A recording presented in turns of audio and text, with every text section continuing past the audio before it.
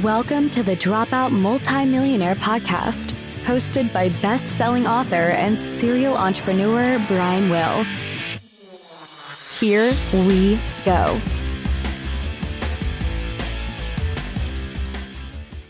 Hello, and welcome to this episode of the Dropout Multimillionaire Podcast. My name is Brian Will. I'm going to be your host. This podcast is based on my second book of the same name that was a Wall Street Journal best-selling book, which, by the way, you can get on Amazon. And today we are going to be talking about success and failure, the journey through both, and hopefully learning from both. Today's episode, I'm going to be talking to Eric Gagnon. I have known Eric for, maybe 12 years now. Eric owns a company called We Sell Restaurants, which I'm going to let him tell you about in a minute. And I've probably done about a dozen transactions with him over the years, both buying and selling restaurants. And here's what's interesting about Eric.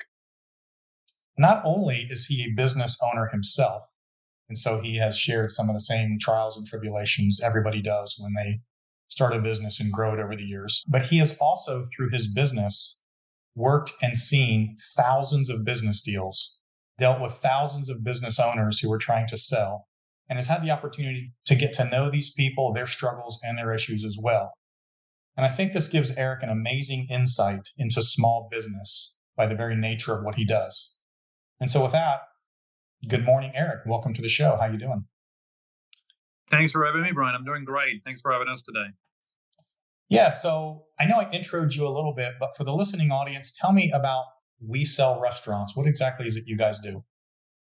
Well, the name kind of says it all, right? We Sell Restaurants. We are the largest restaurant brokerage firm in the United States. So we represent buyers, sellers, and a third line of business. We do some site locations for restaurant, bars, nightclub, independent, and franchises around the nation. And we also franchised our company about 10 years ago. So we have a handful of franchises around the country that we train them and support them how to do the same thing that we're doing here in the markets that we operate. So you, for about how many years have you been in business now? We have been in business for 21 years. 21 years. And that's a long time. To put this in perspective for the people listening, how many businesses have you actually completed a transaction, sale or buy, in the last 20 years, roughly? I think roughly it's definitely in excess of 3,000 to be conservative here and be truthful. So you've actually sold 3,000. Now, if you sold 3,000, how many businesses went up for sale that you represented that we couldn't get a deal closed for one reason or another? Well, it may take me a few minutes to tabulate all that, but I think, to be honest with you, I would say based on the ratio of listings versus people we looked at, we probably looked easily in excess of 9,000 businesses, financials, people, and talks like that, probably minimum 9,000 plus financials. So in 20 years, you have looked at, studied the financials, talked to the owners, around 9,000 different businesses. Yes. And 3,000 of those you were able to get a sale transaction done on. Yes. So, and part of our podcast, and we talked about this a little bit before, is, the audience here are people who are thinking of starting a business, people who have a business and they're struggling to either be profitable or grow, or people that are selling a business, right? So this is the audience. So having looked at 9,000 businesses, I'm going to guess over the years you have seen a lot of people doing some crazy things that kept them from being able to sell the business they brought to you. Is that a fair statement? Oh, absolutely. And to help your audience as well, we did not list all 9,000 that we looked at. We probably an average of 30% of these were listed. A lot of them are either for some reason or another are not even going to market. And so they don't go to market. They don't go to market because, in your opinion, at some point, they were not sellable. I think that's an interesting statement. When you say it's not sellable, I think, in my opinion, in my view, there is bad opportunities. There are just opportunities that are badly priced. Anything could sell for the right price. The problem is sometimes the people are not willing to accept the right price. And that's what makes them unsellable. And sometimes there's other reasons as well, but that's one of the biggest one. There's a price. Somebody will buy at some price, but the seller sometimes I'm not selling for that price. That's interesting. So people, in a lot of cases, have an unrealistic expectation of what their business is worth. That's over 90% of the time. That's 90% of the time. correct. And if we're going to dive right into this, and I was going to do some more fluff questions, but let's just dive right into this because this is good shit, right? What do you think the number one misconception these business owners have when it comes to selling their business from a valuation standpoint? Why do they think it's worth so much money? Because they let their emotion be part of the valuation. That's good. So blood, sweat, and tears is nice, but that's what generates the bottom line numbers, right? All your numbers. But that's not what you're selling. What you're selling is what you've done yesterday. And people are buying for what they can do with it in the future, which is 99% of the time, I can do better than the person I'm buying it from. So people are letting non-financial, I guess, aspects of the business weigh into the valuation. It's funny because I remember I looked at a little restaurant here in our hometown, and the guy that built it probably invested about 1.2 million into the restaurant, and it failed. Like, just failed. Not making money, couldn't make money. And he put it up for sale. And I went and I made him an offer, and I said, look, I'll give you $200,000 for the business. And that's basically just to buy your lease out and the equipment that's sitting in the building. And he said, well, I can't sell it for $2 million. I've got $1.2 million invested. This business is worth at least $1.2 million. And I said, no, that's lost money. That's gone. That investment, when you put the sheetrock up and you put the lights in and the bathroom fixtures, that money's gone. That was your risk. Your business today is worth what it did in the last 12 months, and it's losing money. So basically, I'm willing to buy your equipment because it has a value, and I'm willing to buy your lease because it has value, but the rest of that's just lost. And you know what? He still hasn't sold that business. It still sits there. People don't get it. Welcome to my world. And by the way, your offer was probably very generous from where I'm sitting. I can tell you that this was a very fair offer. And you're right. The sheetrock, the electrical, the plumbing, the grease trap, all these things that you put in there, whether the landlord participated in that or not, the landlord thanks you because that belongs to him or her or that company. So you don't get to buy this as part of the building, and people don't see that. And you bring an excellent point. What exactly are you selling? That's always the first question. What are you selling?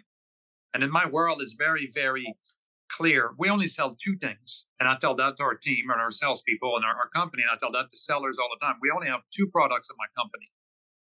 It's either a paycheck, cash flow, whatever you want to call it, EBITDA, whatever that number is, or we're selling used asset at a discounted value. Okay. That is it. Everybody else, the potential. You hear the word potential so much, right? Oh, it's got so much potential. Well, what I tell people, you talk about potential. Reality of potential, to me, is a lottery ticket. You buy it for $1 and you can make $600 million. That is a lot of potential.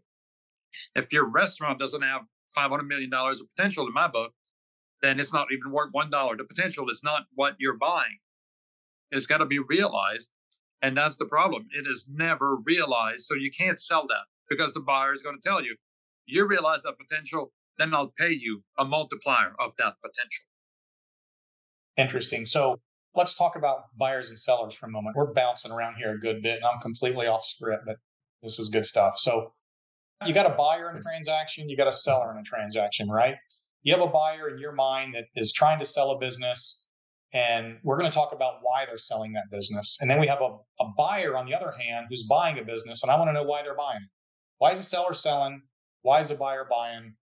How do we make those two things get together? So let's start with the buyer, because we talked about the seller for a little bit. Why do people come to you to buy businesses? And I have my own theory, and I think I shared this at your annual franchise convention. So I'm curious, what is your theory on why people buy businesses?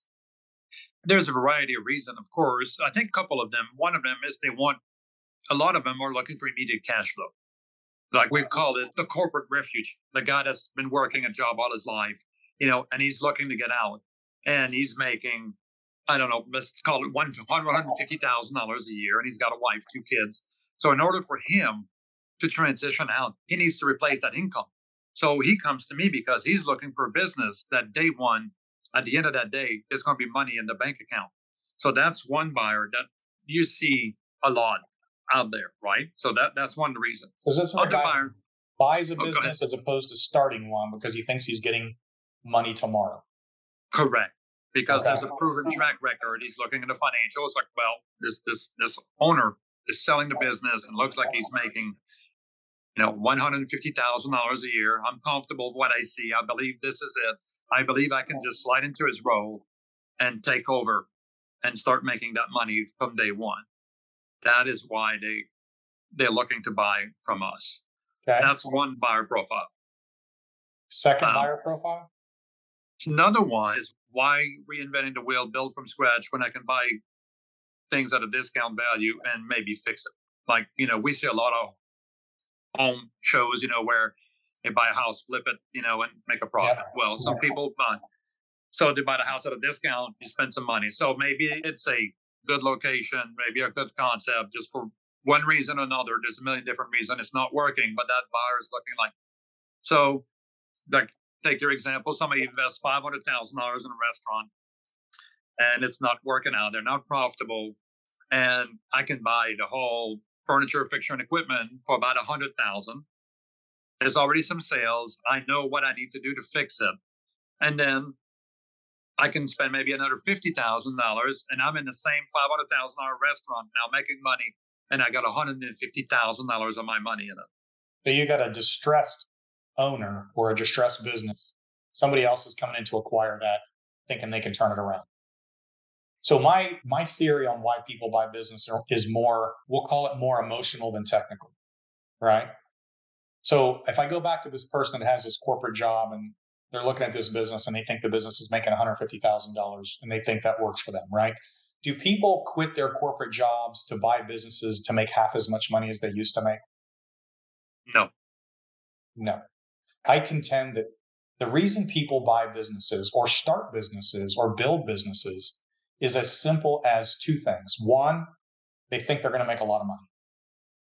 There's no other reason to do the business. Or two, they think they're going to create a lifestyle that they don't currently have. Like, I'm working my corporate job 80 hours a week. If I buy this business and it's making $150,000, I can replace my income, but I can work half as many hours.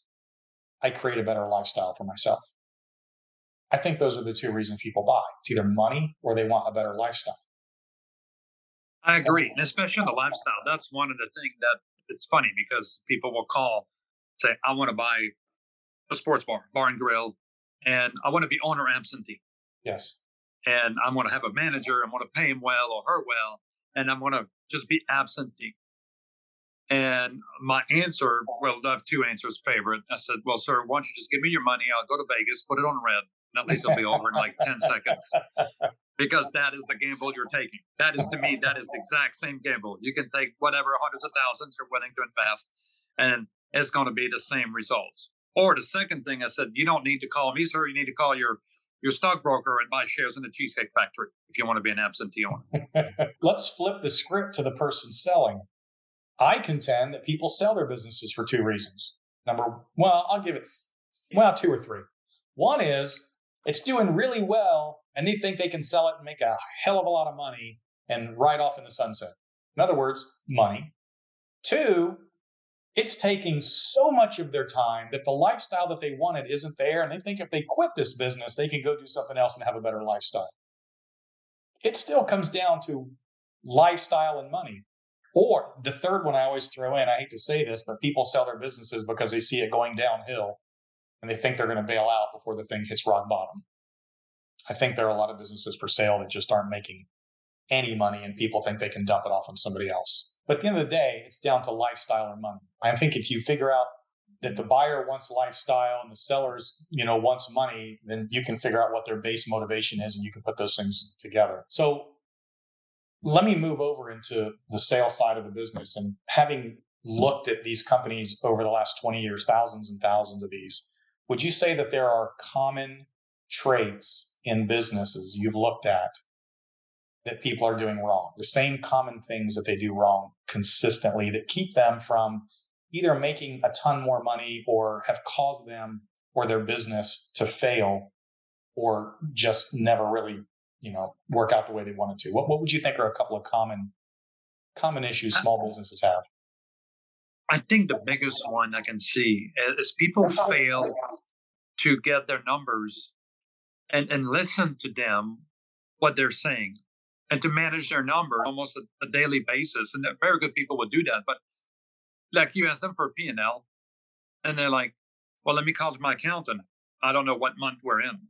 And I'm blown away. I'm like, what do you mean? I mean, you don't know your numbers, or at least your key numbers. You should have key numbers, whatever business you're in. I know we're talking restaurants here, but if you're on a car wash, a daycare, there's key performance indicators that you should be managing, daily, weekly, monthly, quarterly, annually. I mean, and then these people have no clue what their numbers are.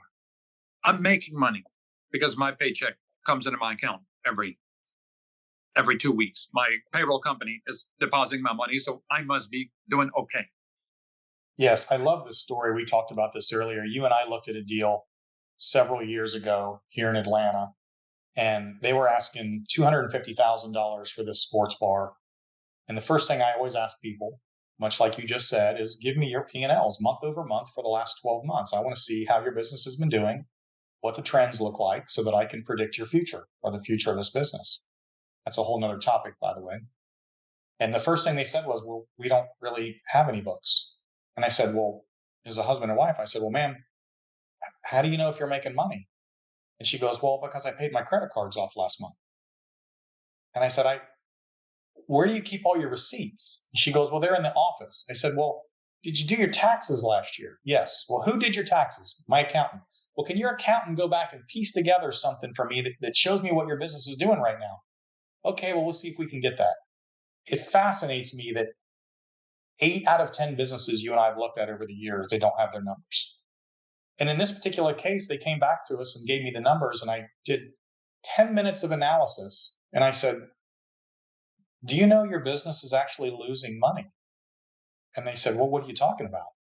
She said, I paid my credit cards off last month. I said, ma'am, you haven't paid your rent in 6 months. You're paying your credit cards with your rent. Your business is losing money. And she's like, I can't believe that. I paid my credit cards off.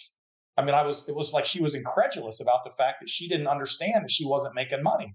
And I had to tell her, your business is not worth anything. I can't give you anything for it. And she just didn't want to talk to me. Couldn't believe it. I find this over and over and over in small business. I had a guy come to me and he asked me if he could sit down with 20 minutes and talk about his burrito place. And I said, sure. And he sits down. By the way, before I let him sit down, I said, you need to go read my book. And he comes and sits down with me. And the first question I said, how are you doing? He goes, honestly, I almost didn't show up today. I said, why not? He goes, because I read your book. And I know the first question you're going to ask me. And I said, what question is that? He said, you're going to ask me for my numbers. I said, yeah, that's exactly right. He goes, I don't have any. I said, you don't have your numbers? He goes, no. I said, you called me on the phone and told me you had the next Chipotle. This was going to be huge. You're going nationwide. And you looking for investors, and now you're sitting here telling me you don't even know if you made any money this year. He said, not really. I said, well, did you file your taxes last year? He goes, yeah. I said, well, did you pay anything? He goes, no. I said, so you didn't make money last year? He's like, no. I said, are you going to make money this year? He's like, I don't know. I'm like, okay, this is the no bullshit time. He goes, no, I'm not making any money. I said, well, there's really nothing I can tell you. There's no advice I can give you. And this conversation is basically over. Because until you can tell me what your business is doing, until you can show me the numbers, there's really nothing I can do for you. So you go figure that out and you call me back. Want to take a guess on if you ever called me back? I would say he never did. Never did. I think he went home and figured out he was broke. It's welcome to a lot of our world. I mean, a lot of people do that. And not only the people that do have numbers, there is some people that do have numbers, but sometimes like, why is your food cost so high? Like, what do you mean my food cost is high? They don't know what the matrix are or the average, industry average. They have no understanding where they should be. Well, food costs went up, the food went up. Like, okay, but it went up by 2% industry-wide in your sector, and you're up 9%. Why is that? And they cannot explain it. And I'm like, well, you're asking tough questions. I'm like, you think that's tough? The buyers will eat you alive. Buyers, like you said, I mean, you mentioned you go talk to business, you want to get to the bottom of it if you're a buyer. And you're going to ask the hard questions. And if you can't answer me today or you get defensive, that buyer is going to beat you down like you won't believe. That's the hard thing. And I was like, look, I'm just preparing you for what's ahead if we're going to do a journey together. Right. Let me ask you this. So 21 years ago, here's Eric, and I know you come from a financial background. I've heard some of it, but you guys decided to start your business. Did you start out selling restaurants? Because one of the questions I was going to ask is, why do you sell restaurants? Why not landscaping companies? Why not auto repair shops? Why not just be a general broker and sell anything that walks in the door if you can make a few bucks? Why are you a restaurant broker? That's a good question. I do get that a lot. I think that's a very good question. The short answer, and I'll expand, is because nobody else wanted to do it. Because it's harder to sell a restaurant. So when I started, actually, I was in the financial world before that. I was in banking, and I was in a smaller market. There was a lot of independent restaurant, great chef. It was a town where they had a chef school. So there was a lot of great chefs. And I ended up being very creative, financing some restaurants through our bank, through conventional methods. And I was at an affinity, and I ran into a guy that was a restaurant broker, and he brought me some deals from that side. And over the years, we remained in touch. And I had moved to Atlanta and at that time, and he says, Atlanta could use a good restaurant broker. And everybody I was talking to in the industry, because I did research, which I encourage a lot of your listeners to, if you're going to start a business somewhere, go and work in it or research it or do something about it. Just don't say, well, I like it and I want to get into it. And I start looking into it, that there was a lot more moving parts. And most business brokers in general said, we don't do restaurants. It's too much work. And I'm like, well, that's interesting. So that makes it more appealing to me because I'm not afraid of the work. My background is a professional athlete. I've never been afraid of a challenge and the hard work. And that's how you become very successful. So I'm like, I like this because that means other people will leave us alone. So we started from day one. Said, we're going to focus on restaurants, never deviate. Over the years, a lot of people said, once you do, like you said, car washes or daycare or something else. And I have a great affinity for militaries, as you know, and we thank you for your services. And I know you serve. And one thing I've learned talking to a lot of special operations forces is that if you have a laser-like focus, you can be a lot more damaging than if you're just openly broad. And we, I remember Robin and Robin's my wife, also my business partner, and we went to a International Business Broker Association's conference, and they had this barely paid speakers, and he come on the stage with fireworks and everything, and this guy is like a Elon Musk Jr., right? And he goes, first thing he goes, so if you remember one thing today from my presentation, niches makes riches. Niches makes riches, okay. And I said, well, I guess, Robin, I said, we're 17 years ahead of our time. That's 4 years ago. So that alone was like you said, you need to be focused. And we never lost that focus. We are passionate and we know it. And that's why if you go to someone else, I'm like, they don't know the business like we do. So that makes us so good at what we do because of that. Then I know a little bit about a car wash, know a little bit about a restaurant, know a little bit about, a daycare. To me, that's not bad, but that's really hard to really make an impact. And we really want to help, buyers and sellers getting the best chance to succeed as they can. And you guys are well established, one of the largest restaurant brokers in the country, done really well. Did you guys have any struggles starting out? Absolutely. Full disclosure here, since it's called a No Bullshit podcast, right? The unofficial title. Yeah, I'd work in a restaurant probably 3 times. Last minute call I was a tennis professional, so one of my clients owned a restaurant, and he called me on a Saturday morning when I was probably still partying from the night before and says, hey, my waiters didn't come in. Can you come in and wait tables? Like, I don't know what I'm doing. So I don't care. I just need the body in the restaurant. And you have a French accent. So back then I had a really thicker French accent. So he said, come on over. I'll give you $20 and all the food you can get. I'm like, I'm on my way. So I did that 3 times.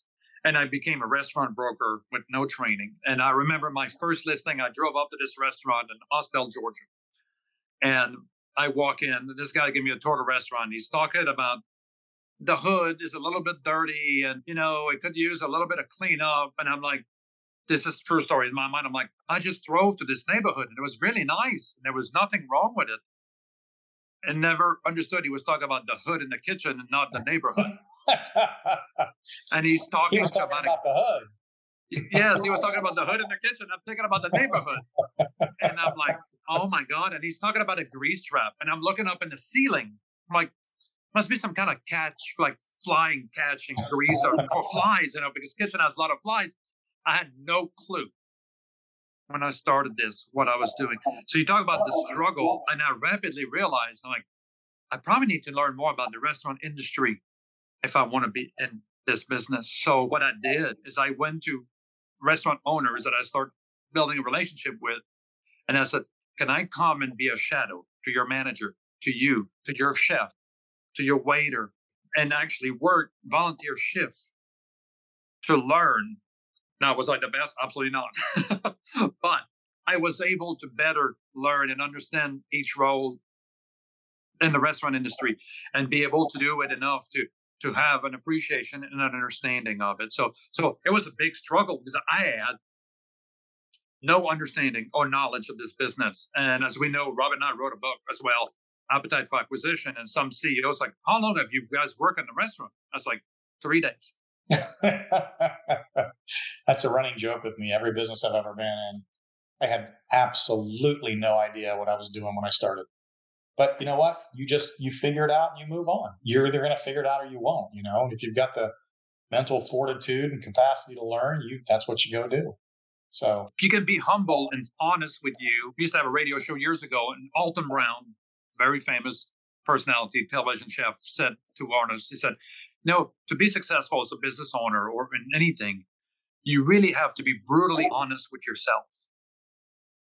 And that is something that still resonates with me today, that, whether it's in sport and business and personal, you have to be honest with yourself and say, look, I'm not good at this, so I got to either learn it or get somebody that can help me with this. And I see that as a big cornerstone of failure and challenges in small business owners. Oh my gosh. So this is a whole different topic. It's nothing to do with restaurants, but this is like chapter maybe 1 or 2 in the book, right? And it's the 4 personalities within any successful company. You have to have an entrepreneur, you have to have a salesperson, you have to have a manager, and you have to have a technician in order to build anything of size and scope. And the biggest challenge that I find with small business owners is their own personal ego. They think they have all the answers. They think everything that they think is right. They think they know how to do it. And there are a lot of business owners who think they're an entrepreneur and they're not. They think they're a salesperson and they're not. And you're right. You got to get honest with who you are, what your skill set is, and then replace the other skill sets with other people, whether it's a business partner or you hire it. Like, I'm an entrepreneur, right? And you can be too sometimes. I'm an entrepreneur and a salesperson. I am a terrible manager. And I mean terrible. I'm the guy that I try to book a flight to Florida and I book it in the wrong month, right? My capacity for details are like 0.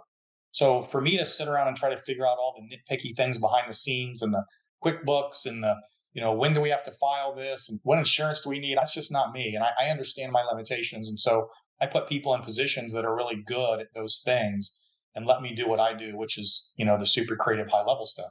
I joke around, but I'm not kidding at all that, I own a small chain of restaurants and I don't know how to cook.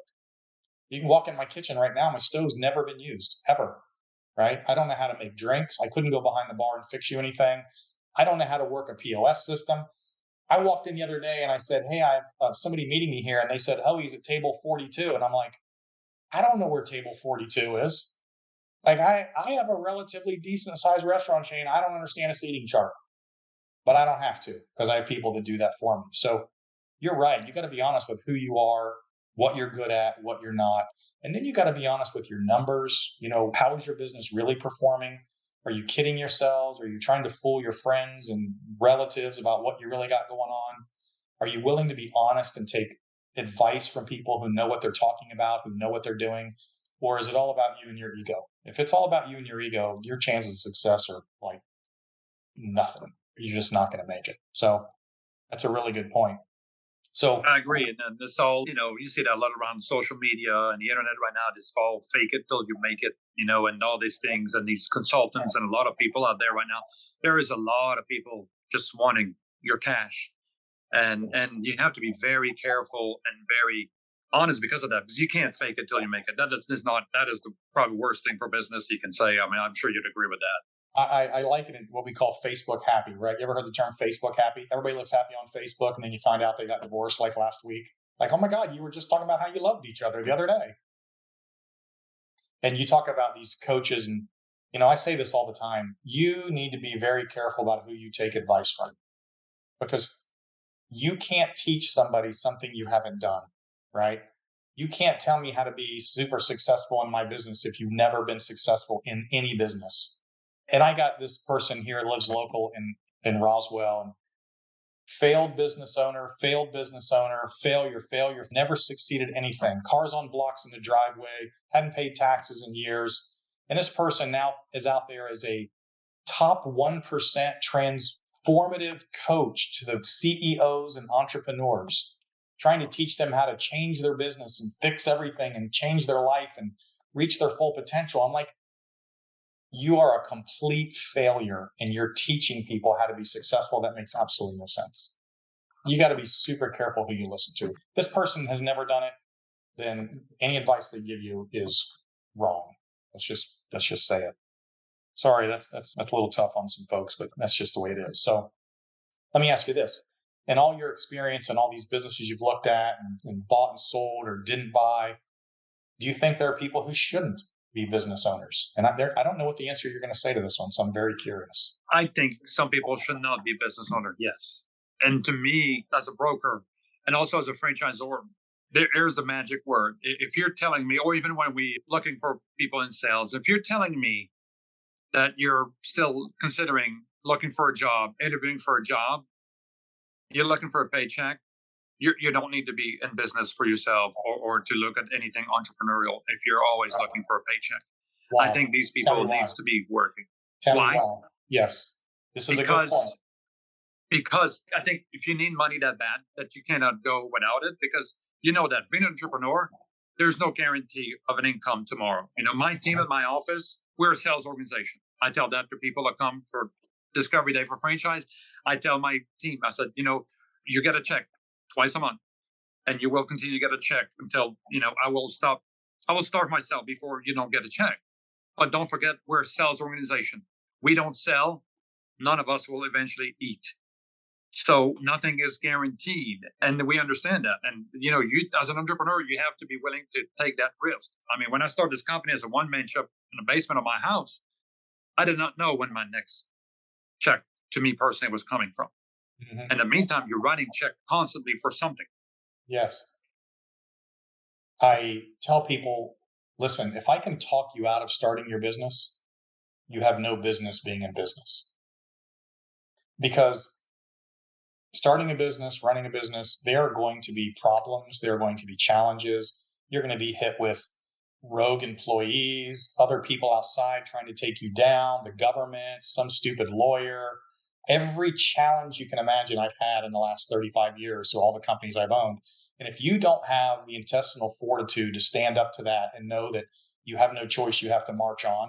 If you're willing to give up, if I can literally talk you out of it before you've even started, you don't need to be a business owner. And that's not a bad thing. It's just understanding who you are. Too many people look at me like, we sold our first big sale was in 2006. It was a huge sale for us, right? It was a $80 million acquisition of our company.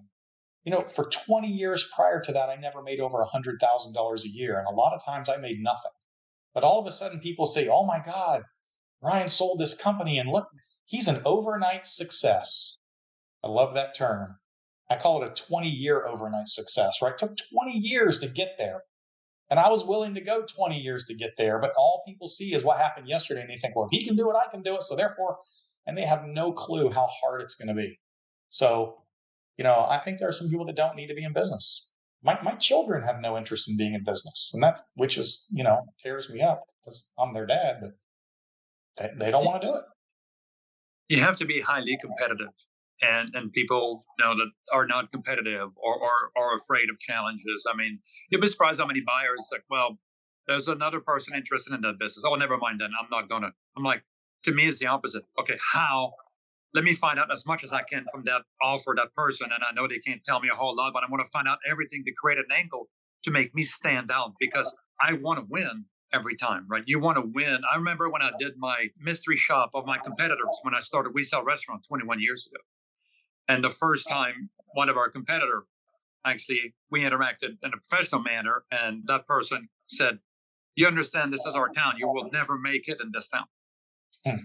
And they probably know they are. And I thank them for that because being a competitive person, I said, "You're right. I didn't only make it in this town, I make it in this country." And because things like that, still compete at the professional level in pickleball, as you know.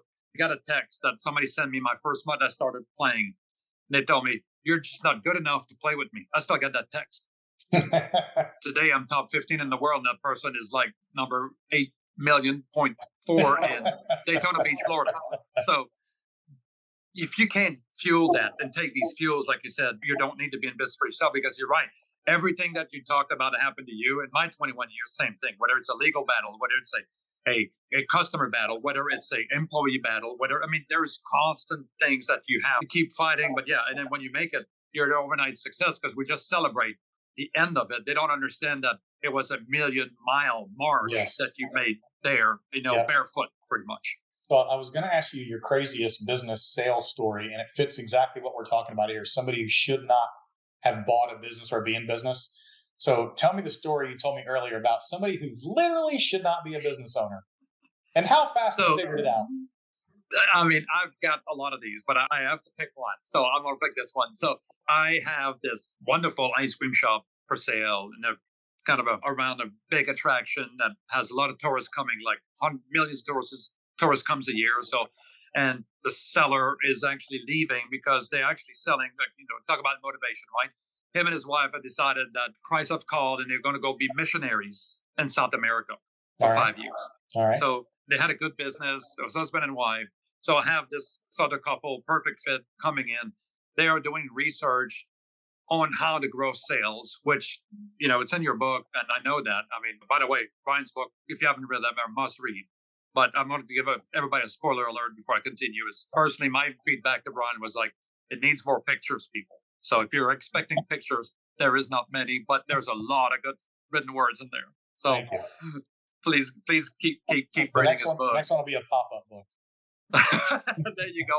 Thank you so much. Like a table, pop-up. So these guys are over there really doing homework, how to expand business, focusing on sales, which I like because 99% of my buyers focus on operations and how to squeeze more money out of what is in there instead of expanding. And that's a mistake. That's a big mistake. If you caught something from this podcast from me today, is that you need to focus on sales more. These guys are doing all the right things. Successful due diligence. We get the closing day. Everybody's happy. So it's 11 o'clock. They open the shop. We go to the shop. The seller's over there training the new team. And about 1:30 in the afternoon, we get tornado watch. Is this day one? This is day one. This is literally this is not day one. This is hour 2. So he buys the business in the morning, and we're 2 hours into the day. We're 2 hours into the day. It's 1 p.m. They got in there at 11 o'clock. They're still trying to exchange keys basically at this point and, get the register keys and their alarm codes. And, they're still, figure out everything.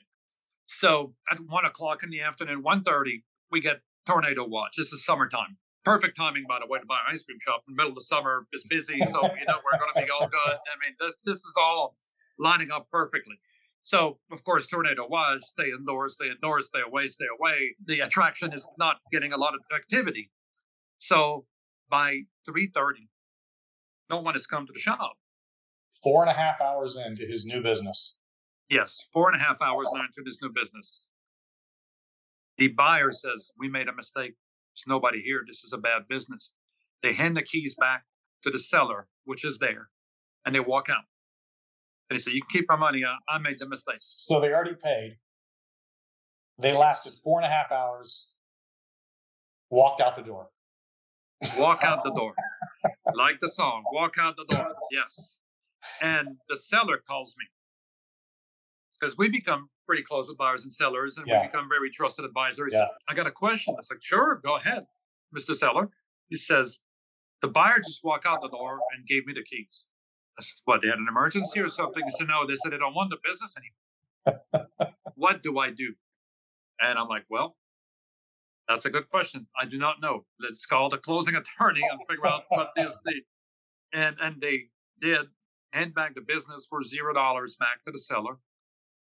We sold it again, and these people never got into business. They panicked when, I mean, the whole world was just trying to hold on to their house right now and not be blown away by a tornado, which is Right. totally, exceptional. So, I mean, there was nothing to panic about, but they obviously were not ready for, like we talked about, everything that can be thrown at you. And that was crazy. Yes. I mean, I cannot believe that.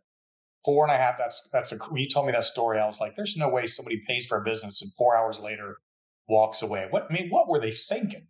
They thought it was going to be, rainbows and unicorns, and money was just going to pile up on the floor and have to sweep it up at night and go home. And I guess it's amazing because they did really well in preparing to take over. I was really surprised, even for me, that how well they were prepared to take over.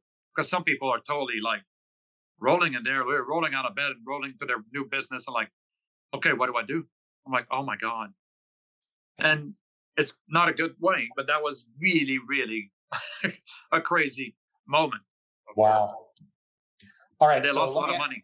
I got 3 questions for you here. We're getting down to the end here. I got 3 questions. I love these questions. So based on all these people you've dealt with, all these businesses you've bought and sold, and the fact that you own your own business and you've been highly successful, if I've got 3 types of individuals listening to this podcast today, I've got people who are thinking about starting a business. I've got people who own a business. They may be struggling to grow or struggling to make a profit. One of the statistics I say in my book is only 42% of small businesses turn a profit in any given year. That's a staggering. That means 58% of all small businesses aren't making money. So there's a large audience out there, people who are like, okay, what the heck? So starting out, somebody who's got a business might be struggling. And the third is somebody who's rocking and rolling and they want to sell this thing. So these are 3 different individuals. What piece of advice would you give each one of them? Good question. So the first one that we're talking about is the person that is looking to get into business. So yep, this is Joe, new business owner. Either comes from the corporate world or he's a technician at a company. I find a lot of businesses, I call it Joe the plumber in the book, right? He's been plumbing for the ABC plumbing company for 15 years and they're paying him $50 an hour, but he knows that they're billing 200. And he's like, well, you know what? If I have my own business, I'm going to make all the money. I'm a good plumber. And so Joe goes out and starts Joe's Plumbing. What do we tell Joe? Well, first thing is do your homework, dig deep into it. Hopefully Joe here is a good example. He's been working in the industry with us because I've got a lot of people that think about getting in business. They are a corporate VP of sales for VP of operations for, ABC Fortune 500. And they got this great idea for a coffee shop because they think Starbucks is awful. They have a better idea. Yeah, they're going to do better than Starbucks. Yeah, Starbucks may be awful, but they make billions with a B every year. So they know a couple of things about coffee. If maybe you go work for them and do your homework, right? I tell people that go work for the best in class. Mm-hmm. Like I want to open a sandwich shop. So if you're going to work at Subway, if you're going to work at, I don't know, Cousin's Sub or Brian's Sub, the best sub shop in your market. Yeah. Why would I want to do that? Because they know either what to do or what not to do, and you'll learn it very quickly, and they're going to pay you to learn it. Because you need a clue. That's what you need. Bingo. And you get paid to do it versus, and even if you don't get paid, I tell people, I know a lot of restaurants. I was like, I'll get connected with an owner that will give you an internship. Go there nights and weekends and get in the business because it looks very good from the outside looking in. So the first thing is do your homework. Be passionate about whatever you're going to do. You have to be passionate. I don't care how much money you make. If you're not passionate, you will not make that money. You won't overcome the struggles that are coming your way. That's the deal. The first time the tornado hits, you're going to throw the keys back in and walk out. Bingo. Yes. Exactly. You have to be passionate about what you're going to do day in, day out, 24/7. Okay. And the other thing I'd say, make sure you're well capitalized.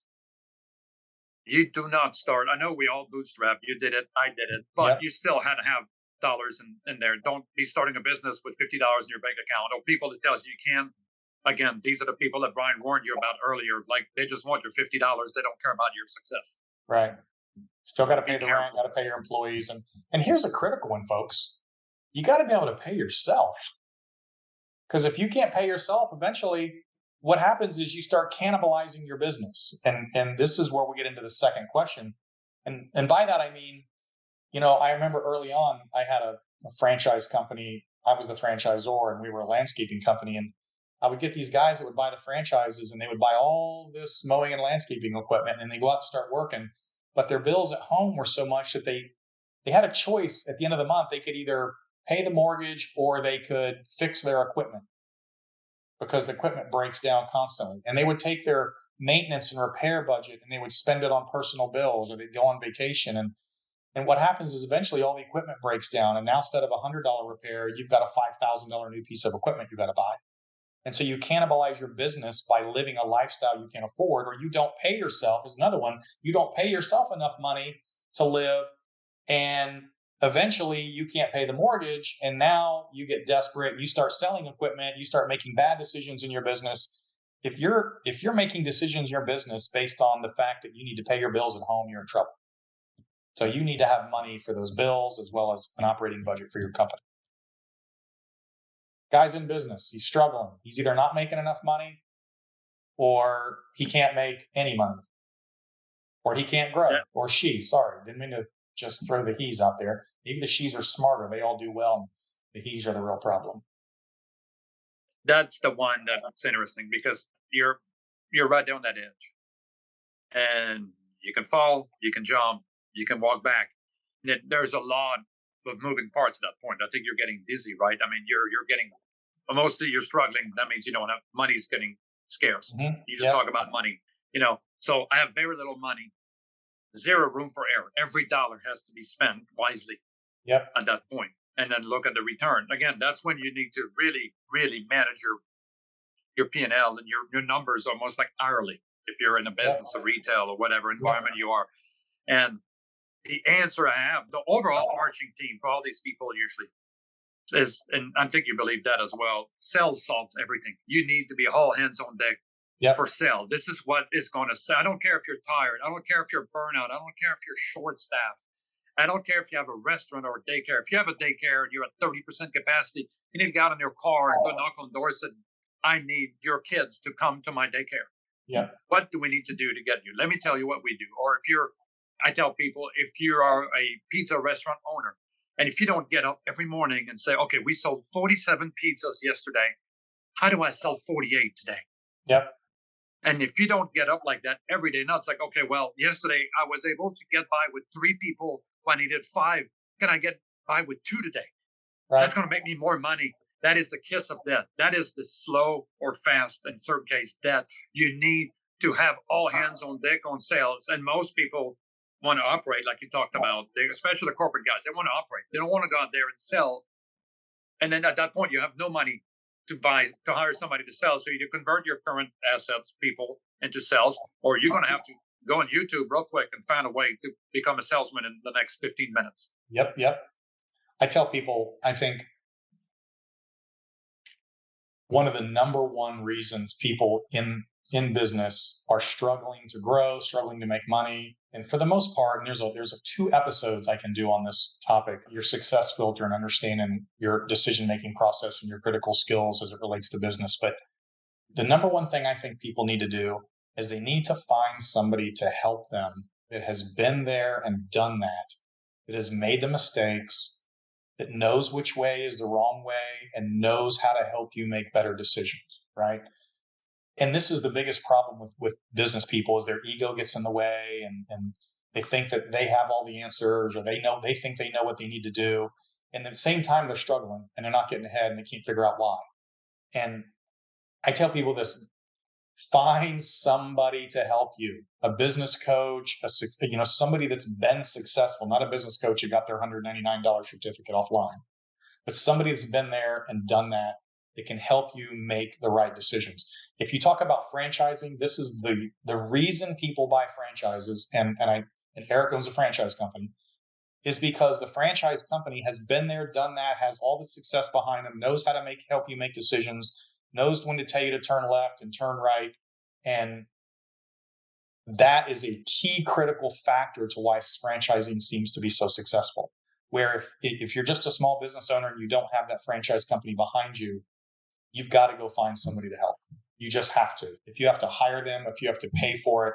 And then what's even more important is you got to listen. Even within franchising. I bet you have franchises that don't listen to you, Eric. Would that be a true statement? There is a lot of people that don't want to follow a system or want to change a system. Yeah, and that's you have to do it their way because they know better than you.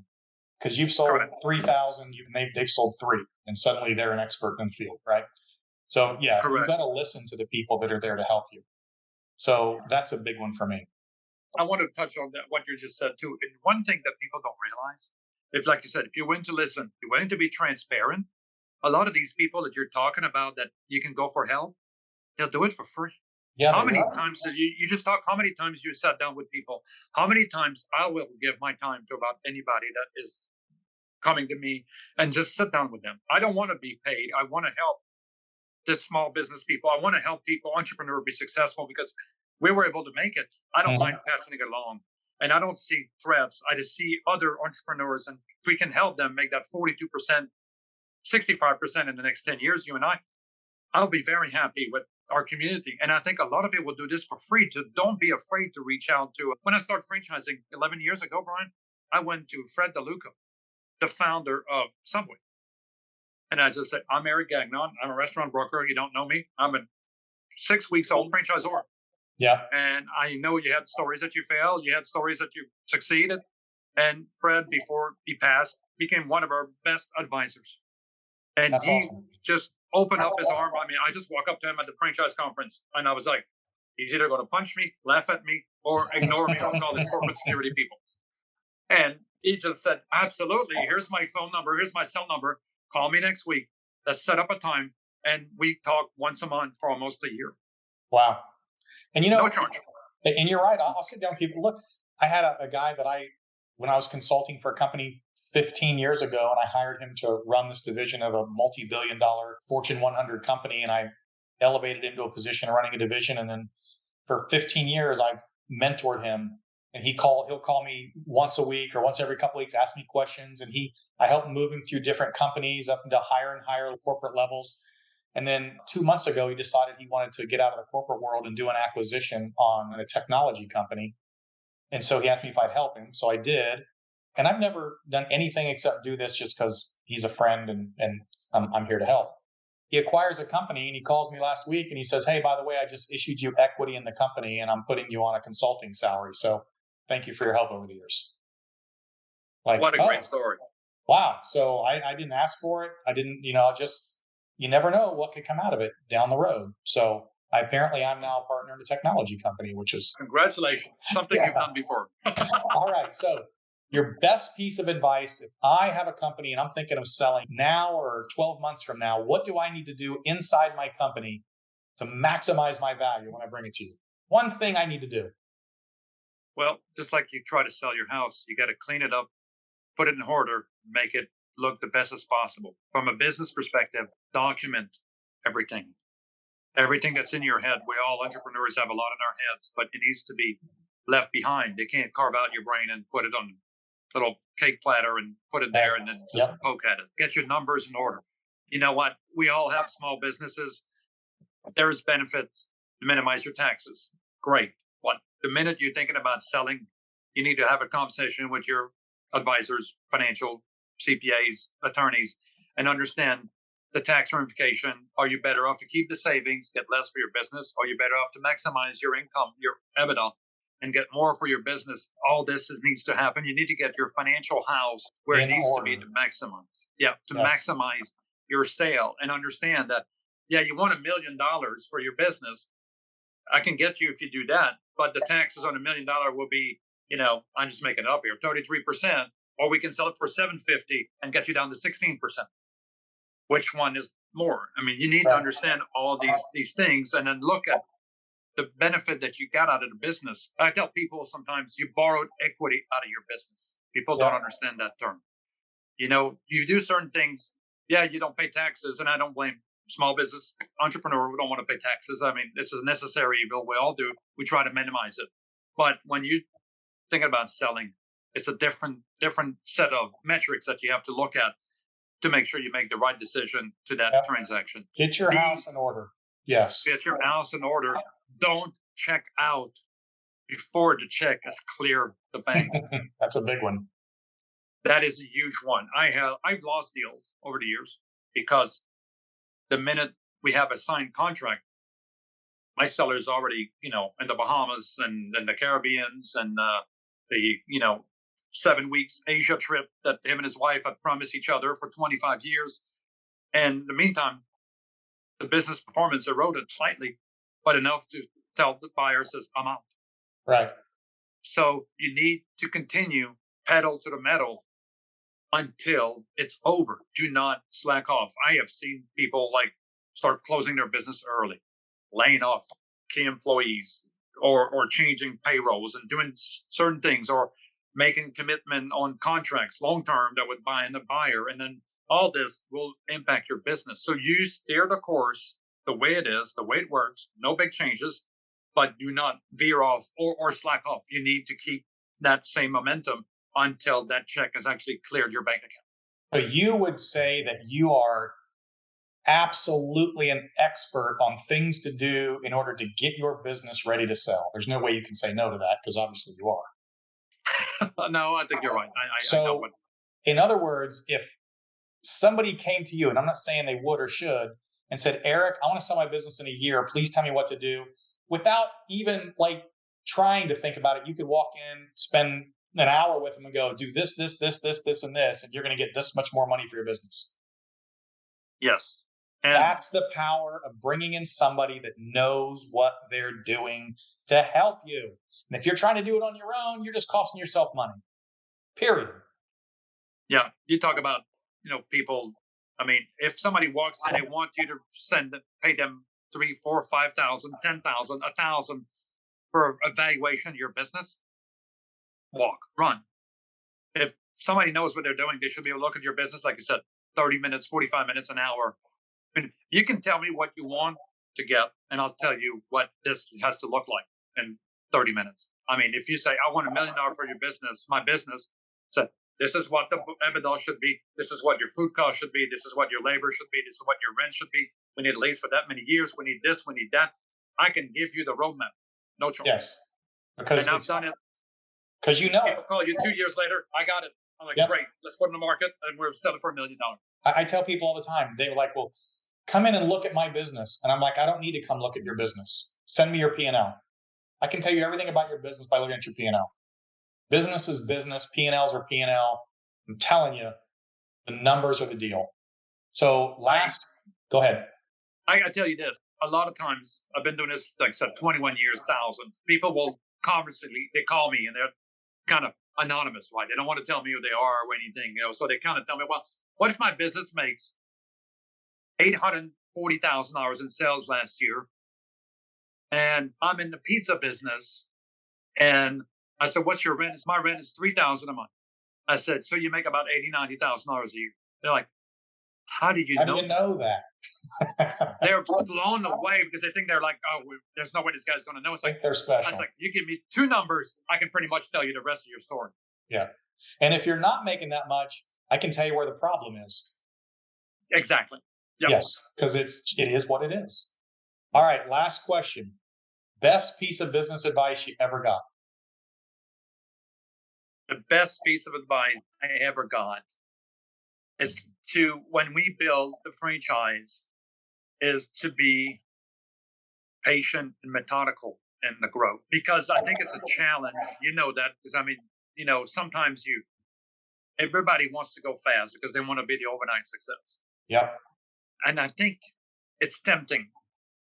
And also, with every piece of growth or every piece of success you got, the stakes are higher. The check gets higher every time.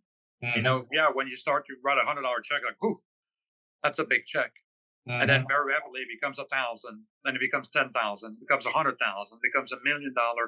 And, your business justifies it, but you have to make sure it's absolutely the right time. You have to be patient. Like early on in our franchise, the reason we're successful and we are the largest today, I believe, is when we start franchising, of course, you write checks after checks, hundreds of thousands of dollars. It's scary. I was scared because, I mean, our bank account was like, oh my God, this is lower than I ever thought it would ever be. But I got a franchise now to sell. So let's focus on sales. Let's not focus on what's in the bank account, right? But I also have this ideology. I need to get the best of the best. I like I told you, I like military. I like special operations. We're going to be the Navy SEALs of restaurant brokerage. We're going to have a small team that can create a lot of damage. So, and we're still true today to that. But back then, I remember my first year in franchising, we had, I believe, about 70 people apply to become a We Sell Restaurant franchisee. Okay. I said yes twice, and I said no 68 times. Wow. Because talk about the founder of Subway, talk about other people that we met in the franchise industry that were highly successful, said, you need to take your time. Do not rush. Do not do this just to get your money back. You will make costly mistakes. Yep. And by the way, you talk about statistics, 87% of new franchisors do not last more than 3 years. Huh. There's another stat for you. 87%. This is from the International Franchise Association. Wow. With all the benefits that they have. Yeah. 87% because these franchisors are some of the shady characters we talked about today. Spend too much money at the wrong place. I've seen people with 3 franchise units hiring a chief marketing officer for $200,000 a year. With 3 units. These are usually corporate guys. They're coming out of a corporate environment and think they have to have an entire staff around them to start their small business. It always makes me laugh. Correct. And, you were in the Army. I mean, when I started We Sell Restaurant, I was the Army of one. These commercials were coming on. I was the Army of one. I was the janitor, the secretary, the broker, the sales guy. I was everything. Like I said, I suck at operations. I mean, I am like you. I am the sales guy. I am not an operations person. Yeah. And my wife reminds me of that daily. That's because she is an operations person. Yes. Thank God. Thank God. She's awesome at that. Methodical, make good decisions. Don't rush it for the sake of growth because that could get you into trouble. Yes. That's good stuff. Anything else you want to say before we go today? No, thank you for having us. Thank you, everybody, for listening. And feel free to reach out to, I know Brian's always open, myself, to if we can help you or be part of your journey to become an entrepreneur, or, maybe you want to join the We Sell Restaurant family as a franchisee. We'd love to talk to you. Yeah, there you go. About that. Shameless plug here. Sorry, Brian. That's your time to shamelessly plug. Go for it. But we thank you and we encourage you to follow your passion and then don't be afraid to fail. I mean, it's part of the journey and enjoy the journey because the success lasts a split second. The journey is what takes a lot of time. So you must enjoy that journey to success. That is great advice. I appreciate it. Eric, thank you. That wraps up today's show. I appreciate everybody listening. I hope you guys come back for the next episode of the Dropout Multi-Millionaire Podcast. I'm your host, Brian Will. And remember, you have to be in the game to win the game. To win the game. To win the game. To win the game. To win the game. To win the game. To win the game. We hope you've enjoyed this episode of the Dropout Multimillionaire. To learn more about how we can help you with your business, or if you'd like to be a guest on the show, visit www.brianwillmedia.com or the Dropout MM on Instagram.